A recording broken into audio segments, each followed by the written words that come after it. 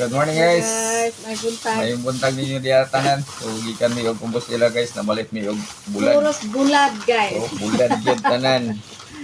Balhin ni siya og mga Puros bulad. oh guys oh.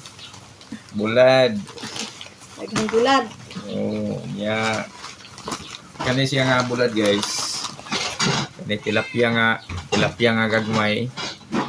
So namalit mi og tilapia nga gagmay. Tapos Bulad ni guys. nagpalit ko niyo kanang bulad nga matambaka. No ni pangkuha na to pangkonsumo kay ting ulan. May daghan kay mi gipalit klase-klase bisan kung ginagmay siya, pet may abot gyud siya mga 3 kilos palit pa mi og mga lamas. Okay, guys, so ahos kumbay. Nya pakita na mo tanan sa mo ang ipamalit nga mga bulad. Ya, palit pa mi ano pin nga para pang subak sa kuan sa gulay. And then napagyud mi kani guys nga bulad kaning danggit nga walay bukog nga danggit. So daghan siya gipamalit nga klase-klase ni Dima. Tapos palit siya og mga gamit nga kani guys toyo, vinegar, big sarap. Yan siya pang sagol sa kuan adobo niya. Ang wag niya malimte. Ang wag niya malimte guys nga favorito kayo ni Dima nga kaunon kaning iyahang adobohon nga karne. Mo ni iyang wag niya paborito niya, so ato na ni gitaron guys iyahang adobohono niya nga karne. So kay wa pa mi kapamahaw gikan mi og compostela. Bulad ang paborito guys. Bulad, yeah.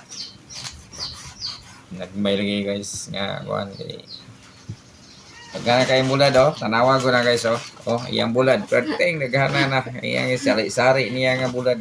Hubang nga itong mata ni guys. Puro bulad na. Kaon nagbulad.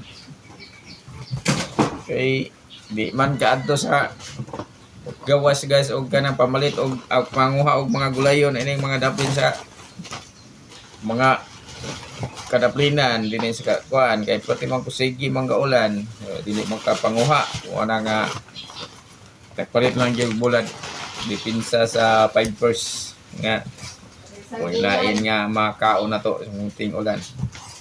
Okay na kayo Sa gulay guys. ingani man ning mga kuan guys kanang kani bang mga pobre nga mga pobre nga naning kamot lang gyapon paglaban. So laban lang gyud ta kuminti ani kay Ani tunuan ni guys para ba nga gulay guys. to ang panginabuhi mo kuan pud ginagmay laban lang ta kuminti pahalag pobre basta kay hamugaway.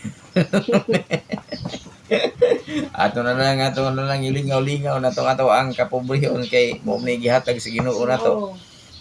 Mo man giingon nga God is good all the time. Ang tanang maabot sa tong kinabuhi at ang dawaton. No? Kay siya ang nagbuot.